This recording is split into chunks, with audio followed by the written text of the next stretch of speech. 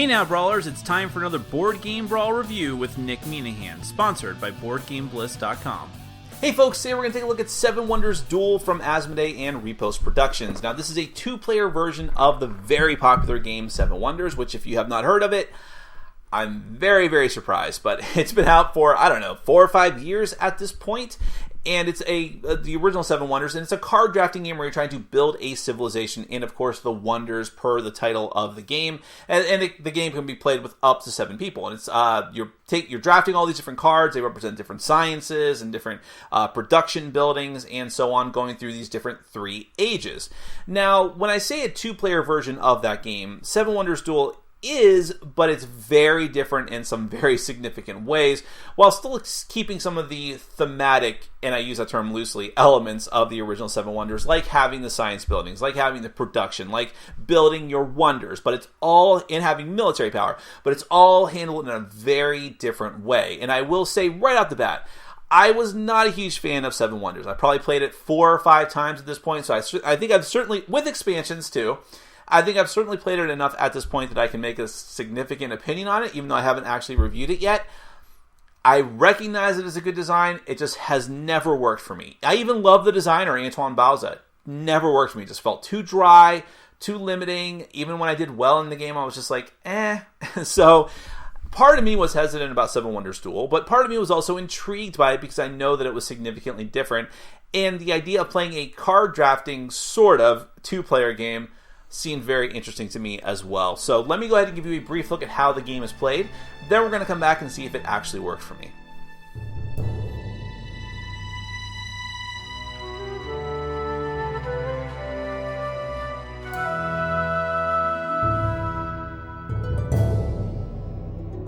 Alright, I'm going to give you a brief look at Seven Wonders Duel. This is a competitive game for 2 players, as the name implies.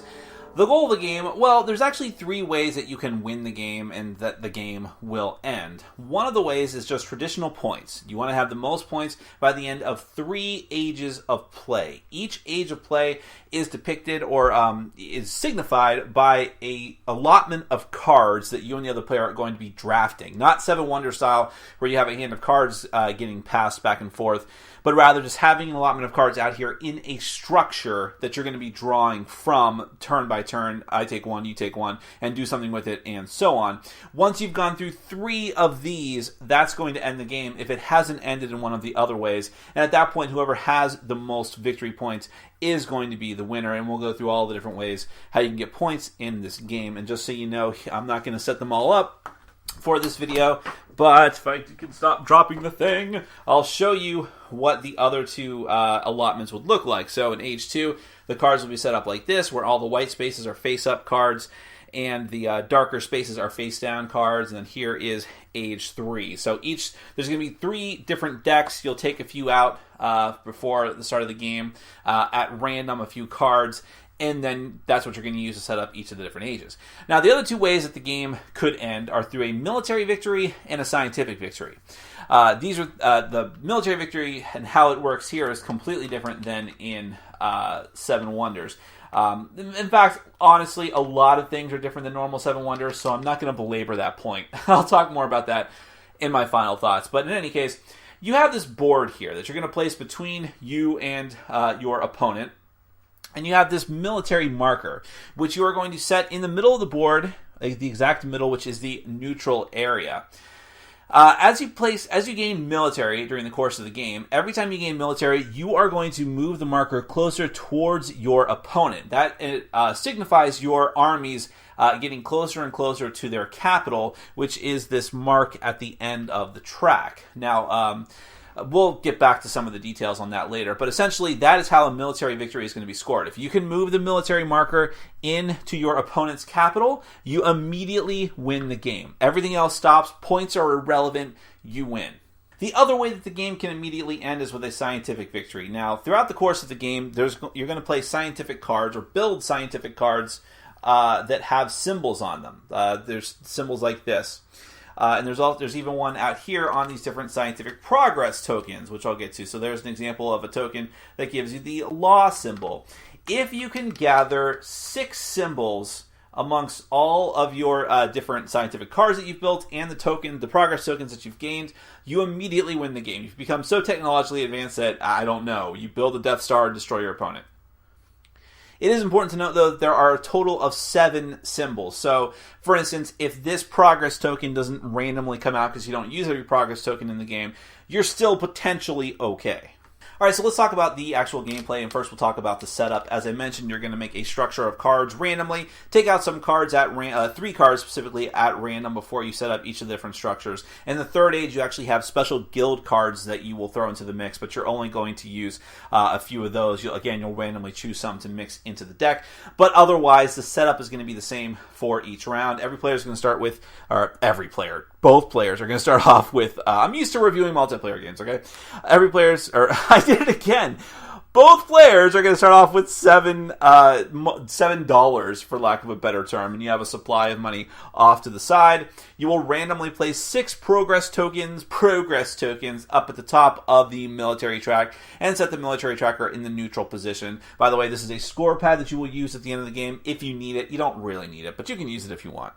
Each player is going to have wonders that they're going to be trying to build throughout the course of the game. Now, there's 2 different ways you can do the wonders. One is that you can just deterministically choose which ones you have, like the book has recommendations for your very first game. But then after that, it's recommended that you actually draft them. You shuffle them all up, put 4 out. The first player chooses 1, then the next player chooses 2 of them, then the first player again chooses a 4th one, and then you do that again. The end result being that each player is going to have 4 wonders that they chose for the most part. Now, wonders are going to stay off to the side during the game until they are built, and when they are built, I'll get more into this in a minute, but there's going to be a card from the age shoved underneath them face up or face down, meaning nothing, just to signify that it's actually been built. And over here off to the side of the card, I'll get a little bit closer on that. For instance, you have the Sphinx here. This is the cost for building the card, so you need two glass, 1, I never remember the specific names of these things, but 2 glass, 1 clay, and 1 stone. And then over here is what you actually get, the special abilities you get for actually building this wonder. Now, in this particular case, you get 6 victory points at the end of the game, and this rotating symbol means you get to take another turn immediately as soon as you build that thing. You get to essentially take another card from the structure, and then do whatever you want with it, which might be taking another extra turn if you can build another wonder that gives you that ability. So, for instance, this one does that, the Temple of Artemis. See that it has different costs over here. You have papyrus, glass, stone, and wood. It gives you 12 coins and you get another turn. Let's show you something a little bit different. Piraeus here. Not every one of these gives you an extra turn, by the way. It just so happens this is the random allotment I had. But this one gives you a resource. It has a slash between it, which means that every round you make either a papyrus or glass, 2 victory points and an extra turn. The mausoleum here actually lets you gives you 2 victory points, and then you get to take one of the discarded cards as you progress through the game, if there are any discarded cards, and actually build it for free. Let me, just for the sake of making it legit, put these back out here. And let's see if there's another interesting one that I'll show you. Oh yeah, here we go. These are interesting. The Statue of Zeus. This one actually will kill a card. So when you build this, you get 1 military, which means you advance the marker 1 space towards your opponent, and you get to kill one of your opponent's brown cards, which is always fun to do. Or the Appian Way, which will kill some of your opponent's coins when you build it, as well as giving you some coins as well. Now let's take a look at some of the cards that you'll be drafting out of the structure during the course of the game.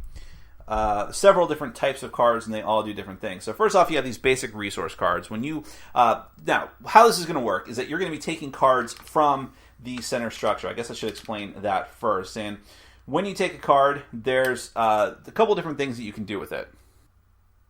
Or I'm sorry, 3 things to be more specific. One of them, as I actually already mentioned, was taking a card just to do nothing else but shove it underneath your wonder and construct your wonder by paying the appropriate cost. It's just a placeholder, but more importantly, you have to keep moving through the pyramid or whatever the structure might be of cards. So you have to take something, and that represents you just tossing away a card, essentially. You can also toss away a card just to get money. You get 2 coins plus however many yellow cards you have built previously, the merchant cards. Or what you usually are going to do with the card is actually build it. When you build it, you pay whatever applicable costs there are, which might be nothing. If there is no mark over in this section of the card, you get to just build it into your empire for free. But sometimes it costs you a coin, in which case you have to pay the money for it. And sometimes it costs you other resources that you already have in your empire. So if I have one pavement or one clay, then I can make one card that requires a clay. But if I need to build a card that requires 2 clay, I need to have that somewhere in my empire. However, you can also trade in order to get what you need to build a building. So let's say, for instance, I want to build just some random building like this, or even one of my wonders. Let's use a wonder as an example. So I want to make the Temple of Artemis, but I just don't have any wood. So what am I going to do about that? Well, in that case, I can just get some. I could trade for some, which is just essentially paying for it. Now, if my opponent produces no wood, well, that's great. All I have to do is pay 2 coins to the bank, not to my opponent, but to the bank, and I get to produce that wood. If I needed to make more than 1 wood, I'd have to pay 2 coins for every time I wanted to do that. However, if my opponent did produce wood, then it gets more expensive. Now I need to pay 2 plus 1 for every single symbol that produces wood in my opponent's empire, not counting wonders or yellow cards that can produce the type of resource. And it doesn't have to be wood, it can be the papyrus, it could be the glass, the manufactured goods, it could be anything, but I have to look at my opponent's brown and gray cards and see if they produce it first, and that's going to influence the price I have to pay in order to come up with those extra resources that I need. Okay, that's probably enough about that for right this second. Let's go into what these cards actually are and what they do. So for, like I said, you have the brown resource cards, which are just going to give you the applicable resource. It's a resource that doesn't go away so long as you have control of the card. You have access to that many of that symbol for that turn for use in building. So that one gives a clay, this one gives a stone, but I have to pay a coin in order to build it. This one gives me 2 stone, but it costs me 2 coins in order to build it. Here's a gray card. It's free to build. It provides me with glass symbol. Now the blue cards are all victory points. You build the card, you get a bunch of victory points. That's all that they do. However, this is an example, and not just blue cards have this, but this is a good example here. See this symbol off to the side? That symbol is going to signify that if you build this card, then in the future, if you have another card that has in the requirements section here, either let me find you an example. It's better than trying to explain that. I don't have an example. Hold on a second. Perfect. In fact, this is the one that I need. This actually goes together with this one. So here, if I wanted to build this structure, I could either pay 2 clay, or if I had previously built this structure that has that dramedy face on it, I could build this for free. I wouldn't have to pay anything. It's like, see how this card is free because there's no symbols here? Having already built this makes this one free. So it's like going through different stages of building. And again, not just the blue structures are like this. A lot of the different structures are like this. So for instance, here is a scientific building. Notice that it has a symbol up in the top corner. So there will be another green card that says that if I've already built this card, I get to build that one for free. Now, the scientific cards, they have the same typical cost structure as the other cards. They'll give you a piddling amount of victory points, like either 1 or 2. Maybe some of them get to 3, I don't really remember. But more importantly, they give you those scientific symbols. And remember that at the end of the game, if you have 6 different scientific symbols in your empire some way or another, you're going to win the game. However, during the course of the game, more practically speaking, as soon as you pair up 2 of the same symbol, like if I get another one of these, I guess, protractor, then I'm immediately eligible to take one of the 6 progress tokens at the top of the board. I can take any of the 6 that are available, but I only get those options for those 6 during the course of the game, and they all give you some sort of special power or some sort of immediate benefit. Now this one here is very simple. That you just put into your empire and it counts as another scientific symbol, which might put you one step closer to winning the game. Some of them are a little more obtuse, however. This one here, strategy says that every time from that point forward, I gain a red card, it gives me another military. This one that is partially cloaked by the military token is economy card. This says that from now on, whenever my opponent wants to trade, they have to pay me directly, not the bank, for that extra missing resource they want. Then you have this one, which anytime that any wonder that you have that does not already have the extra turn symbol, now gains it, which is amazing if you have a bunch of wonders that don't have that symbol. And then this one just gives you extra 3 points at the end of the game for every progress token that you've gained, including itself. And there are other progress tokens in that. Again, you randomly determine which ones you're going to use for the game. Okay, let's go back to the different types of cards. Here's another type of scientific symbol, just so you can see the difference.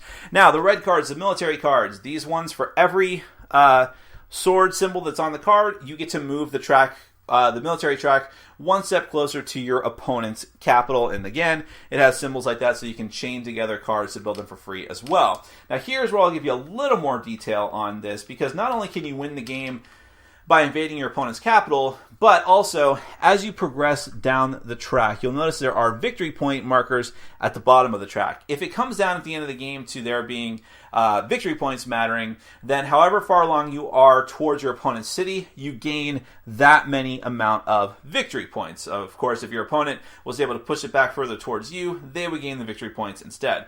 But also during the course of the game, as soon as you've crossed one of these, I know it's kind of hard to see, but there's a yellow dotted line there, you'll move off this token, and that represents your opponent having to kill either 2 coins or 5 coins when they get to those points. So not only are you gaining more victory points potentially and getting closer to a potential automatic victory, but you're denying your opponent coins.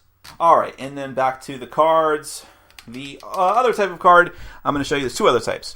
First are these yellow merchant cards. These ones, like I said, are going to enhance the amount of money you get for sacking a card just for money. You're also going. This one gives you 6 coins just for taking it. This one gives you either a glass or a papyrus every round. This one reduces the trading costs of papyrus and glass. So when you gain this, from now on, it only costs you 1 in order to trade for each of those different types of goods. This one, when you take the card, you get 2 coins for, this is a 3rd age card, by the way, that's why it's a little more complicated. You get 2 coins for every brown card in your empire, and you get 3 victory points at the end.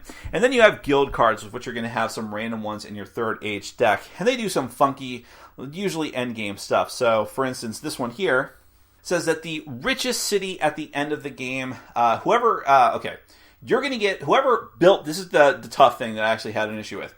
Whoever built this card gains this bonus. And the bonus they gain is an extra victory point for every 3 coins the richest city, the richest player, has. So whoever built it gets the bonus, not necessarily the person who is the richest. Same thing here. Whoever built the most wonders, whoever built this card gets 2 victory points for whoever built the most wonders per wonder. This one is for the blue cards. So whichever city built the most blue cards, whoever built this is going to get a number of coins right away equal to however many blue cards of whoever has the most in each city. And at the end of the game, a victory point for each of those. And so that's what all the cards are, and how the game is just going to work is that you'll determine who's going to go first randomly at the start of the game. You'll draft the wonders, and then when it's your turn, you're going to take one of the cards that is available starting from the bottom of the structure. So any of these face-up cards are available for you to take. When you take one, normally it's not going to do anything. So this is just like, okay, I take this card, I do whatever I'm going to do with it, one of the 3 things, and then my opponent gets to go and take a card. However, once a card has been taken and it completely uncovers and unblocks, in other words, there's no cards touching one of the next face down cards that's there, that card immediately gets flipped up, and now that card is available to be drafted by one of the players. And so it goes. As you start to remove cards, your options start to increase. And you're going to keep doing this, but you don't have to keep going from the bottom. So now that these cards are uncovered, I could take this one instead. But I still can't take one of these, even though they're face up, because they are still being covered partially by other cards. But then, as soon as someone takes this card becomes available, and this stays covered, and this one stays covered, so now we have to work our way up through here, and so on and so forth. And you're going to keep doing this until you have drafted every card in the structure. Once that happens, it signifies the end of the age. The next set of cards are going to come out and be put into a new structure, depending on the type of age. And the first player is going to change to, depending on where the military track is, whoever is weaker on military, in other words, whoever is being invaded the most, gets to determine who the starting player is going to be for the next round, the next age. And you're going to do it all over again until either someone gets 6 different scientific progress symbols. someone invades someone else's capital completely, or once you've done all 3 ages, all the cards are gone for all 3 ages, you're going to add up all of the points. Points are going to be on all of the different cards that you've built, your wonders. You get a point for every 3 coins that you have at the end of the game, wherever you happen to be or not on the military progress track.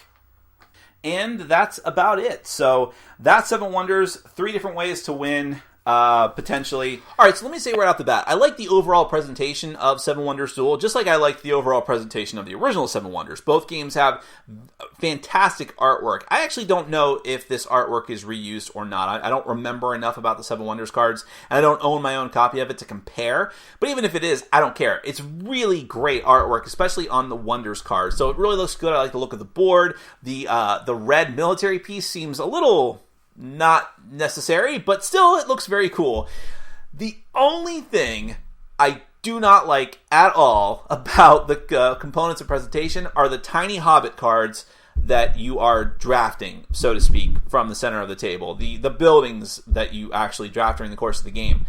Now, I understand that they wanted to keep the package small, they wanted to keep the table presence small, and to be fair, because of the structure of cards you have to build, even if you use standard sized cards, not even 7 Wonder sized cards, that it would take up a ton of space on the table. I don't care. I do not like using Hobbit cards like that. It's okay if like it's a Fantasy Flight game and there's those tiny cards representing like the equipment that you get, whatever. But when it is like these big cards that you're having to manipulate throughout the entire game all the time in every game, I wish that they were bigger size cards.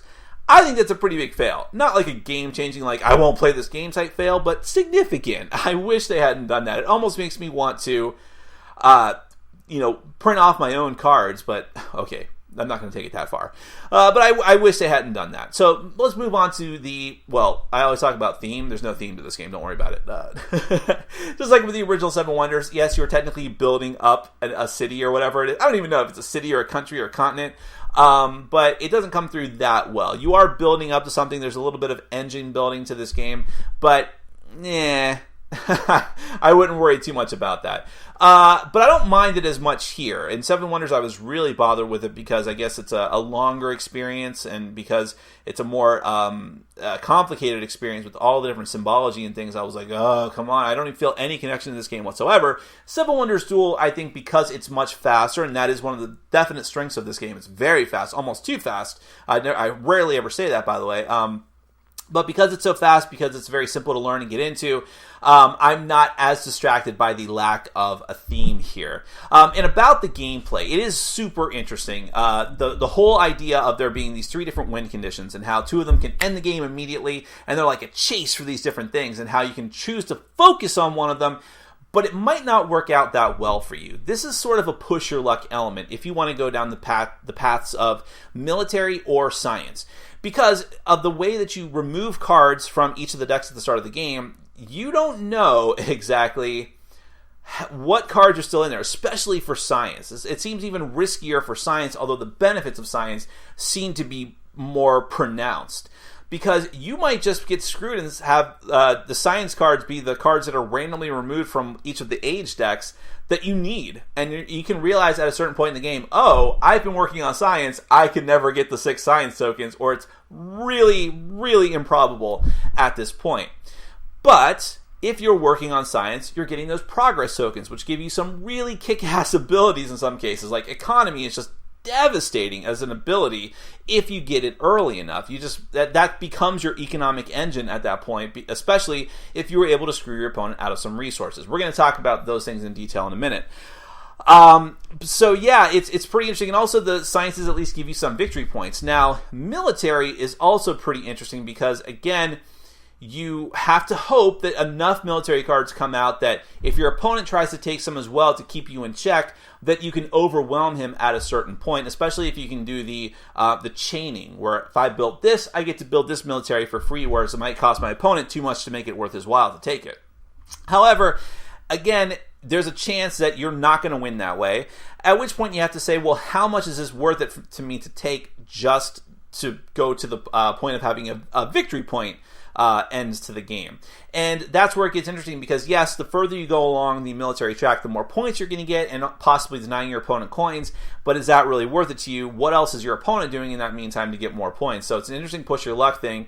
I think the military is a way that you're more likely to get an instant win from the game, but you don't gain as many benefits during the course of the game as you would with science. But super interesting that those two things are there. However, most times I believe, and that's how it happened with us, you're going to win this, or you're going to end the game and potentially win the game through victory points going through the 3 ages, at which point it feels a little bit more like Seven Wonders, where you're adding up all your different points from all of these different things. But how you get these things is pretty interesting here. How you have the structure of cards. It is a pain in the butt to set up that structure, and yes, I wish there were bigger cards.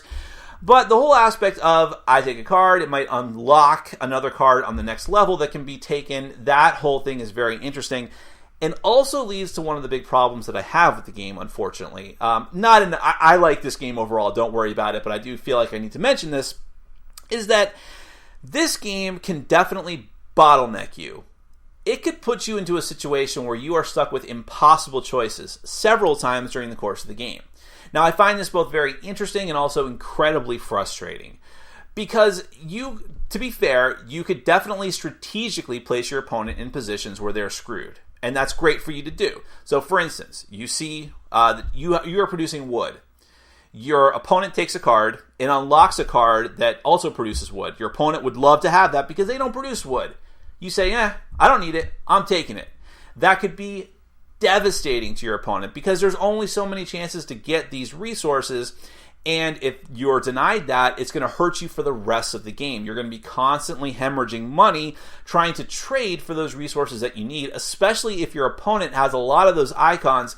Now you're paying more and more and more money, and money can be incredibly precious in this game. There is nothing more frustrating in this game than running out of money because it can be so hard to get, especially if your opponent has a good economic engine going, but you don't. It's very hard to recover from that. And for those kind of reasons and others, I think there's not many close games of Seven Wonders Duel, not if it goes to the victory point end condition.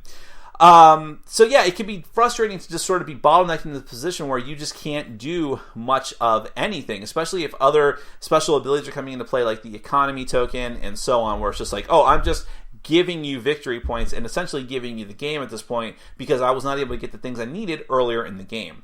And there's a lot of just decisions like that. And again, it can be strategy. It can be your opponent purposefully taking cards that screw you out of these aspects, but it can also just be, hey, because of the turn order, I'm taking this card, which is the only thing I can really take at this point, and doing something with it, sacking it for money, building it, whatever I am forced to do, that I can do, and now it reveals these other cards that are awesome, and I totally would have taken, but now you get first crack at them. It could totally ruin you if you were trying to do a military strategy, because now your opponent takes a 2 or 3 military card and pushes you all the way to the side. It's like, oh, I'm not doing that now. Or he takes the science, the only other symbol of that type that they had that you needed, and boom, now you're dead. And that can just be random. It can just be just the way that it can be random that the cards are removed from the game altogether during setup and you don't have access to them.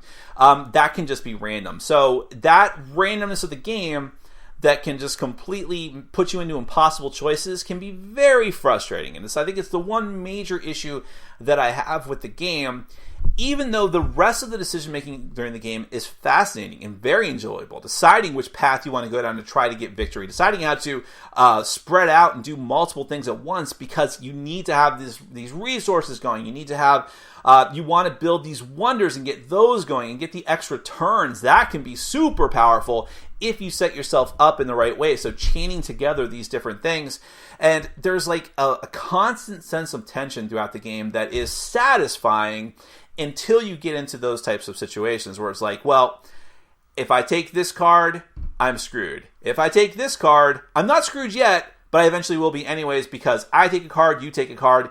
I can see ahead a number of turns and say, there's nothing that I can do. By the way, I did forget to mention, and I'll probably put an annotation in the video during my overview, that if you build as soon as 7 wonders, hence the name of the game, are built, nobody can build any more wonders. That whole chasing for the wonders thing, thematic though it may be, I guess, to the name Seven Wonders, is a bit frustrating too, especially when your opponent has a lot of the extra turn ones. The extra turn wonders are devastatingly powerful, more than any of the other ones, and that means you're even more likely to be able to build your wonders first. So I don't know how I feel about that whole chasing the wonders type thing, as cool as the wonders in and of themselves are. But overall, I do like the game. I don't want to bash it too much. It's a very fascinating game that I can pick apart for an hour. I'm sure this feels like an hour to people, but I think that's a sign of a good game, though, because there are some things that I definitely find fault with. I think it's a little bit too tense. I think it's a little bit too unforgiving, a little bit too strict. There's not enough close games of this. But at the same time, the things I like about it and how smooth the design is in some areas and how you have that tension is a positive thing. And I love the different victory conditions and all the different special powers and things like that. So I give it a recommendation. I think it's not going to be for everyone, people who don't like a totally tense game like this.